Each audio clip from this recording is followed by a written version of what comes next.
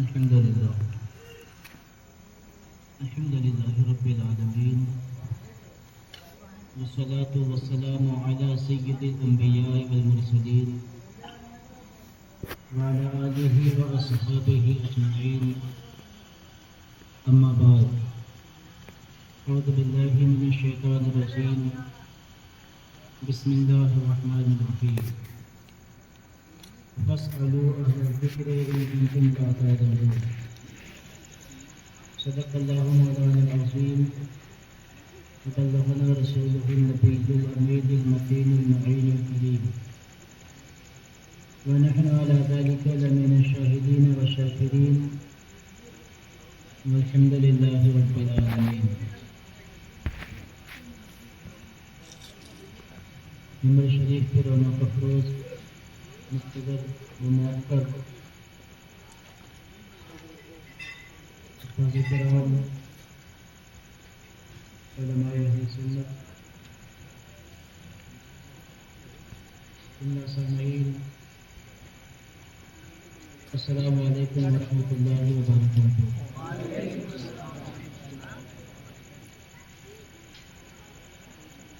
آئیے کچھ قرض معروف سے پیشتر آقائے نعمت اللہ کے پیارے حبیب تمام عالم کی اول و برتر طبیب نبی آخر الزمان جناب محمد رسول اللہ صلی اللہ علیہ وسلم کے بارگاہ مقدسہ میں جی لگا کر درود پاک پڑھیں. اللہم صلی علی سیدنا مولانا محمد معدن الجود والکرم وآلہ الکرام وابنہ الکریم وبارک وسلم صلاۃ و سلام علیک یا رسول اللہ صلی اللہ تعالی علیہ وآلہ وسلم.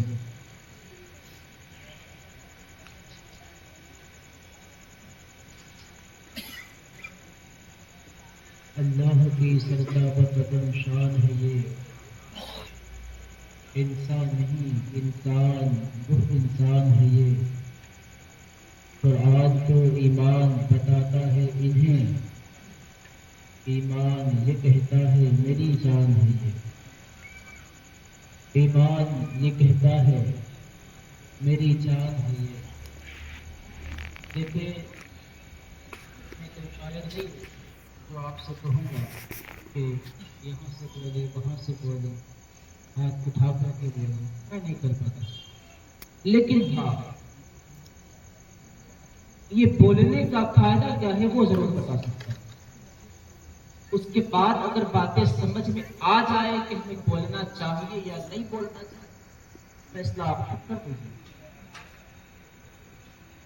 اور ویسے بھی میں آپ کو پہلے ہی بتا دیتا ہوں اگر تقریر سننے کے موڈ میں ہے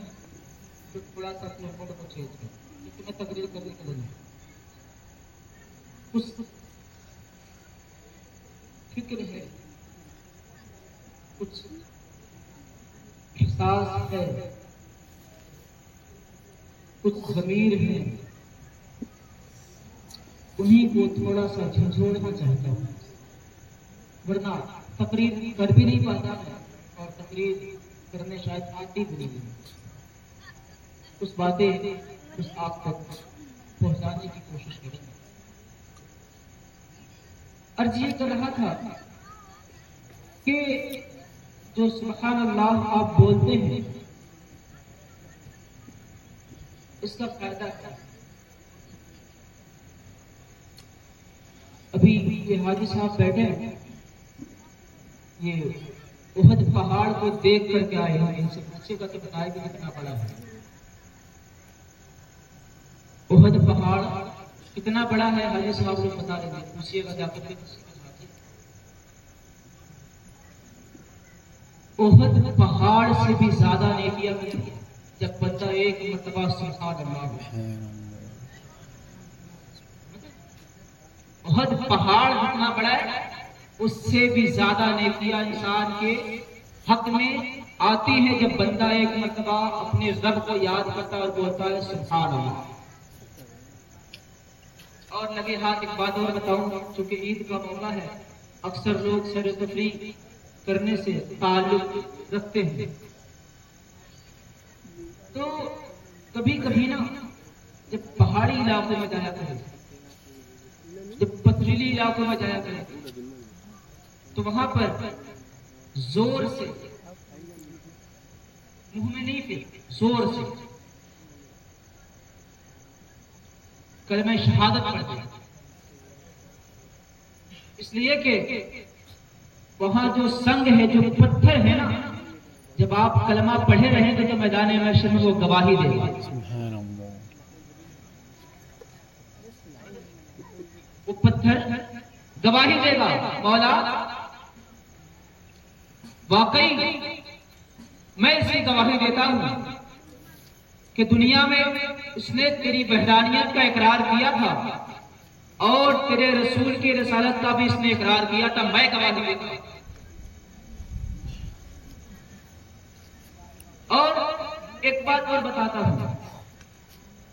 یوں تو ہم سیر و تفریح کرنے کے عادی ہیں، خاص طور سے ہماری اپنی برادری۔ ابھی عید کا تہوار ہم نے کر لیا، اب 4-5 دن تک ہمارے کارخانے بند ہوں گے اور خوب جمع کر کے گھومیں گے۔ خیر، لیکن جب گھر سے نکلا کرے کہیں سفر کے ارادے سے، اور جہاں جانا ہو وہاں تھوڑا سا پتہ کر لیا کرے کہ کسی اللہ کے محبوب بندے کی مزار ہے کہ نہیں۔ اگر ہے تو ارادہ یہ کر لیں، جائیں گے وہاں، کام کریں گے، جو کرنا ہوگا وہ تو کریں گے، لیکن مزار پہ حاضری سب سے پہلے دیں، تو وہ جانا بھی آپ کا باعث ثواب بن جائے۔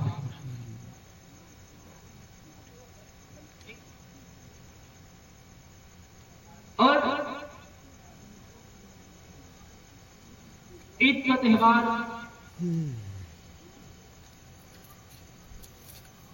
آج ہم نے منایا۔ اب میں جہاں تک میں سمجھتا ہوں، آج کی ڈیٹ میں یعنی آج کی تاریخ میں 80% لوگ ایسے ہیں جن کی طبیعت یہ چاہتی ہے سونا۔ میں حقیقت بتاؤں، میں بھی بیٹھا تھا، مجھے خود نیند آئی،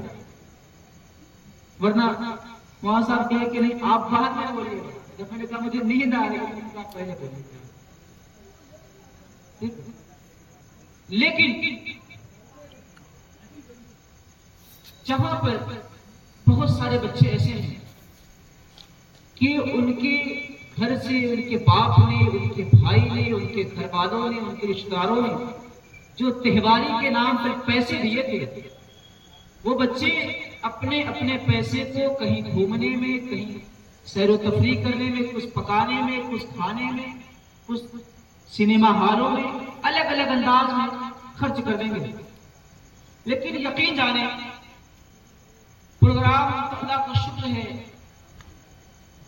یوں تقریریں کرنے کے مواقع تو بہت آتے ہیں، اور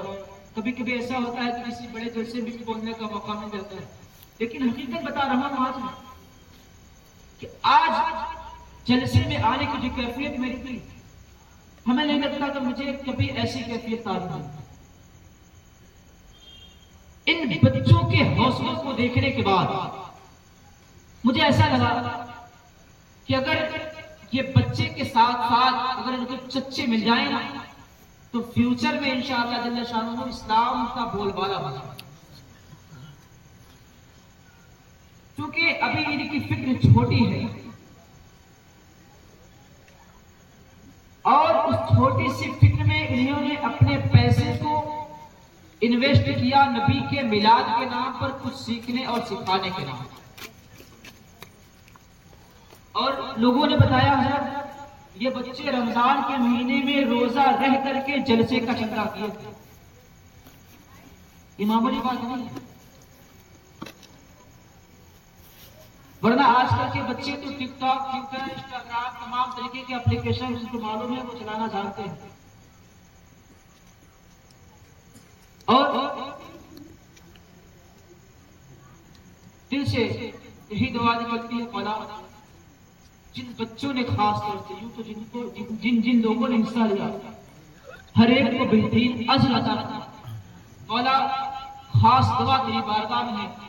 سیدہ فاطمہ زہرا کے چادر اطہر کا واسطہ ہوا مولا حسین کے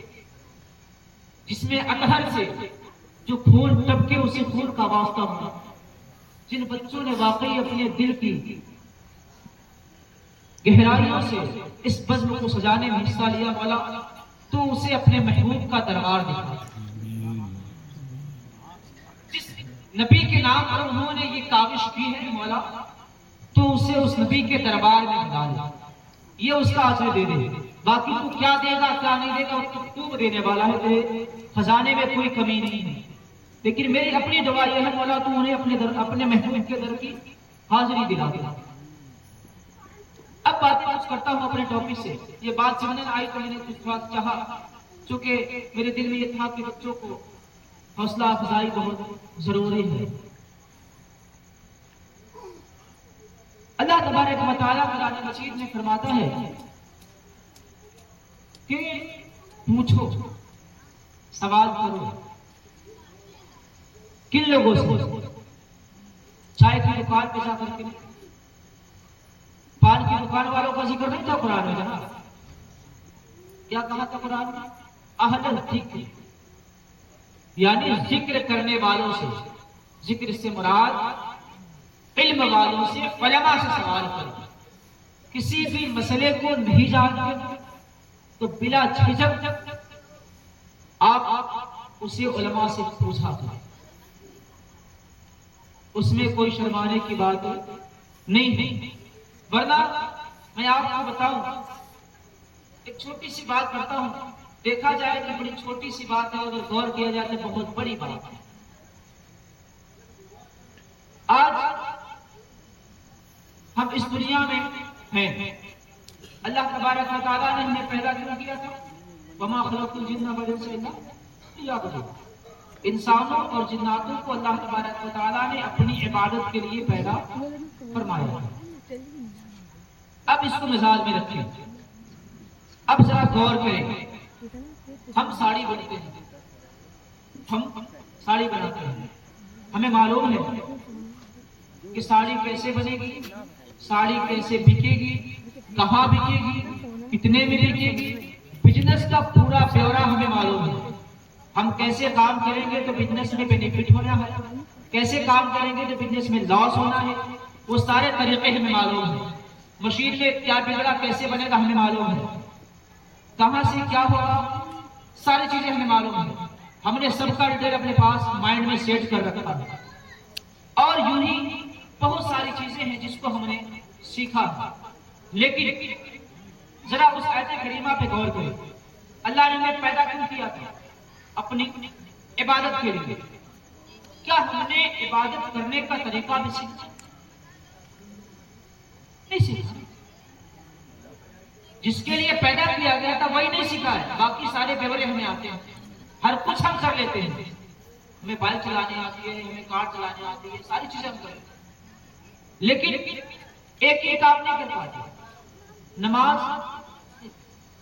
اور اگر پڑھتے بھی ہیں تو جس طریقے سے پڑھنا چاہیے ویسے نہیں پڑھ پاتے تو اسی لیے قرآن نے کہا تھا کہ پوچھو سوال کرو اس میں شرمانے کی ضرورت نہیں ہے یہ نہ دیکھو کہ یہ میرا بیٹا ہے یہ میرا بھتیجا ہے یہ مجھ سے چھوٹا ہے یہ میرا چھوٹا بھائی ہے میں کیوں پوچھوں گا ایسے ہی پوچھیں جیسے ابھی موبائل کا زمانہ ہے ہر شخص کے جیب میں موبائل مل جائے گا آپ کو 80% لوگ موبائل چلاتے ہیں ابھی ہمارے موبائل میں کوئی خرابی پیدا ہو جائے تو پھر ہمیں شرم نہیں آئے گی یہ ہمارا بیٹا ہے یہ ہمارا بھتیجا ہے یہ ہمارا چھوٹا بھائی ہم فوراً کہیں گے ارے یار دیکھو اس میں پتہ نہیں کیا ہوگا اس کا یہ والا اپلیکیشن کام نہیں کرے اور جب تک بن نہیں جائے گا تب تک کھجلی ہوتی رہے گی کیسے بنے جو ملے گا بھائی ملا دیکھو یار اس میں نہیں سمجھ آ رہا چھوڑا تم کو سمجھ نہیں آ رہا دوسرے کے پاس تیسرے کے پاس حتیٰ کہ ہم دکان تک جائیں گے جب تک کہ صحیح نہیں ہوگا تب تک تمہیں کھجلی ہوتی رہتی ہے۔ ایسے ہی اسی چیز کو آپ کنورٹ کر دیں شریعت کو سیکھنے میں،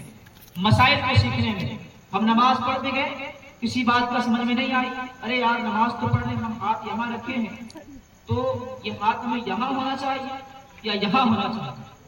دل میں سوال پیدا ہوگا۔ لیکن جب ہم باہر نکلے، ارے لوگ سوچیں گے یار اتنا بڑا ہو گیا ابھی اس کو پتہ ہی نہیں کہ اتحیات میں بیٹھنے کے بعد ہاتھ کہاں رکھنا چاہیے۔ تو اس فکر کو اپنے دماغ سے نکال دیں۔ کوئی بھی سوال پیدا ہو، جو بھی جانکار لوگ ہو، آپ کے امام صاحب ہیں، آپ کے علاقے کے علماء ہیں، آپ فوراً ان سے پوچھیں، یہ قرآن کا پیغام ہے، آپ فوراً ان سے سوال کریں، پوچھیں، اس لیے کہ جب تک آپ پوچھیں گے نہیں معاملہ کلیئر نہیں ہوگا، اور علم دین حاصل کرتے رہیں۔ اس لیے کہ علم دین کے حوالے سے نبی علیہ السلام نے فرمایا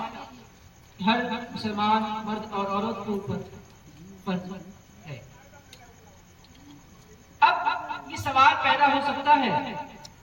کیا سارے مسائل کو ایک ہی وقت میں سیکھنا فرض ہے؟ تو ایسا نہیں ہے، جیسے جیسی حالتیں آئیں گی ویسے ویسے مسائل کا سیکھنا آپ کے اوپر فرض ہوتا چلا جائے گا۔ مثلاً ہم چھوٹے تھے، نماز فرض نہیں تھی، نماز فرض ہوئی، نماز کے مسائل کو سیکھنا فرض ہوا۔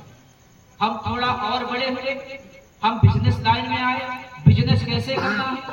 کون سی صورتیں جائز ہیں، کون سی صورتیں ناجائز ہیں، اب اس بزنس کے لائن کو بیع اور شراء کے مسائل کو سیکھنا ہمارے لیے فرض ہو گیا۔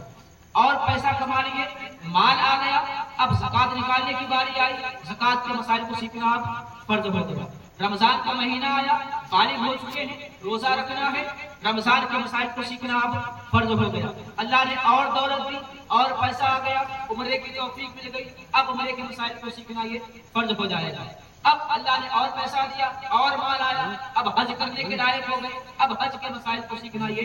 فرض ہو جائے گا۔ تو جیسے جیسے مسائل پیش آتے جائیں گے ویسے ویسے سیکھنا فرض ہو جائے گا۔ اور اس انتظار میں نہ رہیں کہ جب مال آئے گا تبھی ہم سیکھیں گے، پہلے سے سیکھ کر کے رکھیں، نہ جانے مدینے سے کب بلاوا آیا تو عمرے کی توفیق۔ یہ تو بلاوے کو پڑے نہ جائے، ورنہ میں بتاؤں جناب بڑے بڑے کروڑ پتیوں کو ہم نے دیکھا توفیق نہیں ہو پاتی، پیسہ بہت ہے، وہ چاہتے بھی ہیں لیکن چاہ نہیں پاتے کیونکہ بلاوا نہیں پا پاتا۔ اور ایسے کو بھی ہم نے دیکھا ہے جو منتھلی 4000 روپیہ بھی نہیں کما پاتے اور وہ عمرے کی تیاری کرو پورا کرتے۔ اب سوچئے اس مہنگائی کے دور میں جو بندہ 4000 روپیہ بھی نہ کما پاتا ہو عمرے کو کیسے جائے گا؟ آج لوگ 10,000 12,000 کمانے کے باوجود اپنے 2 پریوار کو کھلا نہیں پاتا۔ تو یہ ساری چیزیں ہونے پر ہے نبی کے بلاوے پر۔ تو یہ نہ سوچے کہ جب بلاوا آئے گا تب تیاری کریں گے، پہلے سے تیاری کر کے رکھتے اور نماز وغیرہ کے مسائل کو پہلے سے سیکھ کر کے رکھتے۔ آج بہت ساری خرابیاں ہمارے اندر پائی جاتی ہے، بہت ساری چیزیں۔ ایک بتاؤ میں ابھی اس لوگوں کو ہم نے دیکھا ہے کہ جب وہ مسجد میں جاتے ہیں، اب وہ مسجد میں پہنچے ظہر کے وقت میں مثال کے طور پر، تو وہ مسجد میں جائیں گے تو پہلے تھوڑی دیر کے لیے بیٹھ جائیں، 30 سیکنڈ 20 سیکنڈ وہ بیٹھیں گے، بیٹھنے کے بعد پھر وہ کھڑے ہو جائیں گے۔ اب وہ ظہر کی سنت پڑھیں گے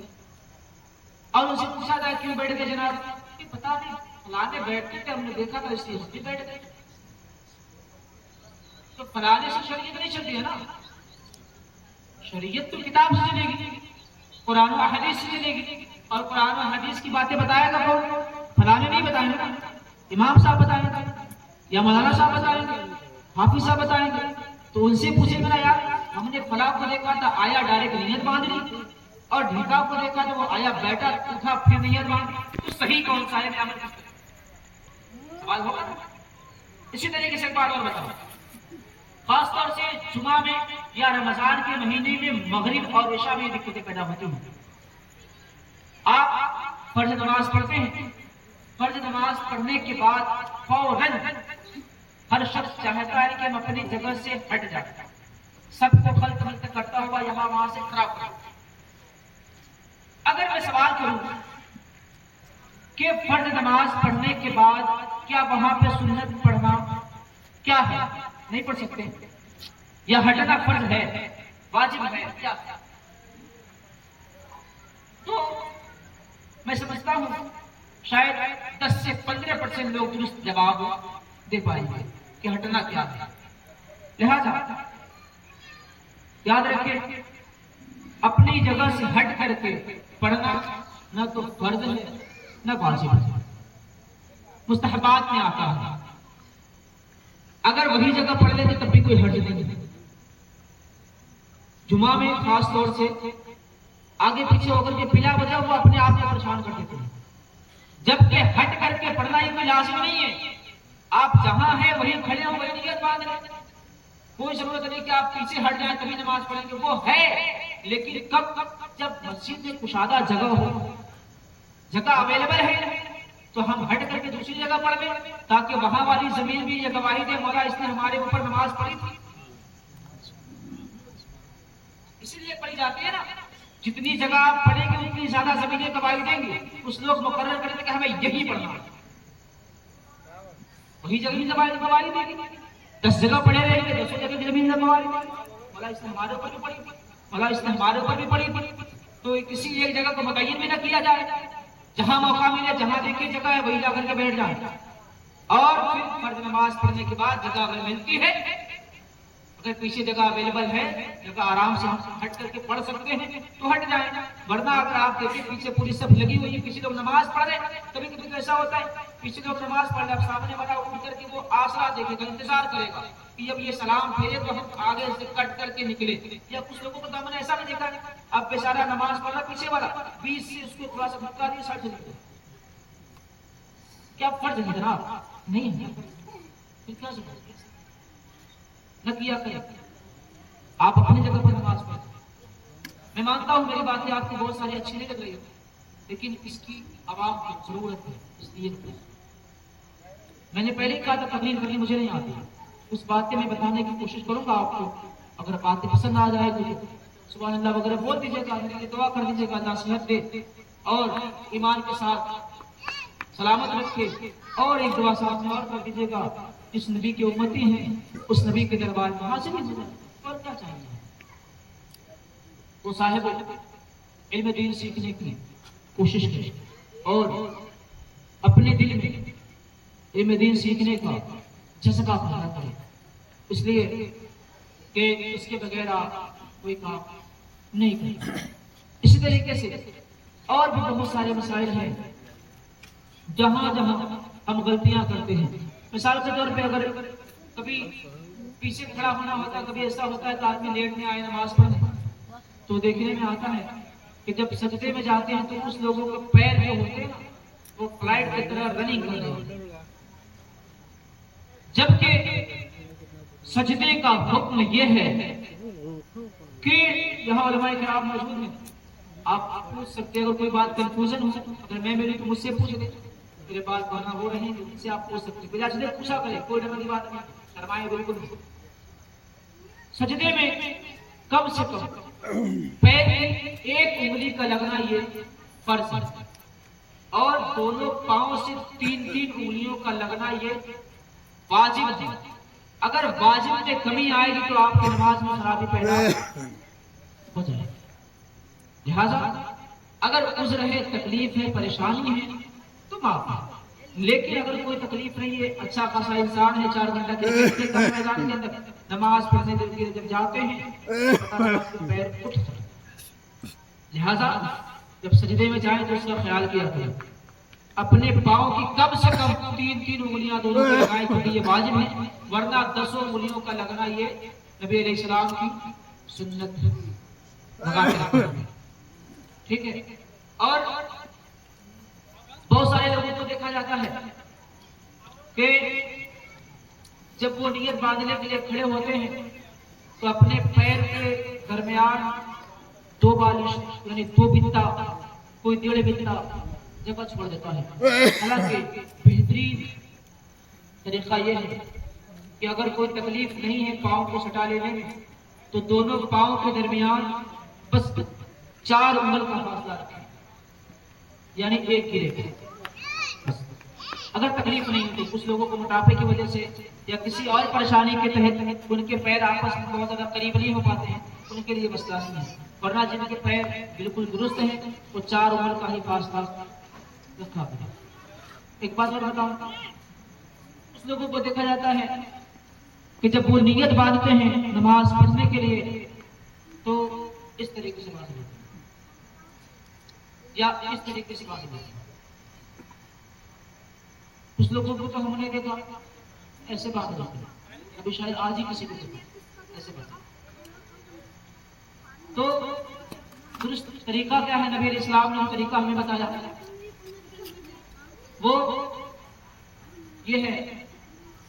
کہ اس 3 انگلیوں کو کلائی کے اوپر رکھنا ہے اور اس چھوٹی انگلی کو، کانی انگلی کو اور انگوٹھا کو حلقہ بنا کر کے یہاں پر، جس سے آپ اگر آپ کی زبان پر، چونکہ آپ کہتے ہیں نیت باندھنا، تو جب ہم اس سے پھنسا لیں گے تو یہ بند ہو جائے گا، ایسے وقت میں بندے گا، سر گر جائے گا نا یار۔ تو ہمیں یہ چھوٹی انگلی کو ایسے کر لینا ہے اور انگوٹھا کو ایسے کر لینا ہے تاکہ یہ بند جائے اچھے سے، اور یہ 3 انگلیاں یہ کلائی پر ہونی چاہیے، یہاں پر نہیں، وہ 24 والے پر یہاں پر ایسے، اور کوشش کریں کہ ناک کے نچلے حصے میں ہاتھ کو رکھا جائے اور ہلکا سا دبائے رکھیں، کس کے بھی نہ دبائیں اور بالکل بھی چھوڑ دیں، ہلکا سا دبائے رکھیں گے تو آپ شیطان کے وسوسے سے بھی محفوظ ہیں۔ یہی چند باتیں تھی تو آپ کو بتا دوں تاکہ آپ کے علم میں کچھ اضافہ ہو جائے، اور ورنہ میں چاہتا گھما دھما تقریر ایک ساتھ میں پورے بول کے ہٹا دیتا، لیکن مجھے درد اس بچوں کی محنت کا، میں نے یہ سوچا کہ بچوں نے جو محنت کی ہے اللہ تبارک و تعالیٰ ان کو بہترین اجر عطا کرے۔ اب جو آپ نے سیکھا ہے اس کی فضیلت بتا کر کے میں رخصت ہوتا ہوں۔ نبی علیہ السلام فرماتے ہیں کہ کسی عالم کے پاس جا کر کے ایک مسئلہ سیکھنا یہ 100 رکعت نماز نفل پڑھنے سے بھی افضل ہے۔ اور جہاں تک میں سمجھتا ہوں ہمارے 4-5 مسائل بات کریں، اگر آپ عمل کر لیں، یاد رکھ لیں، تو پہلی بات تو اگر 4 مسائل کو یاد کیا تو 400 رکعت نماز نفل پڑھنے کا ثواب ایسے مل گیا۔ عمل کریں گے انشاءاللہ لائف ٹائم آپ کو ثواب ملے گا، اور ساتھ ہی ساتھ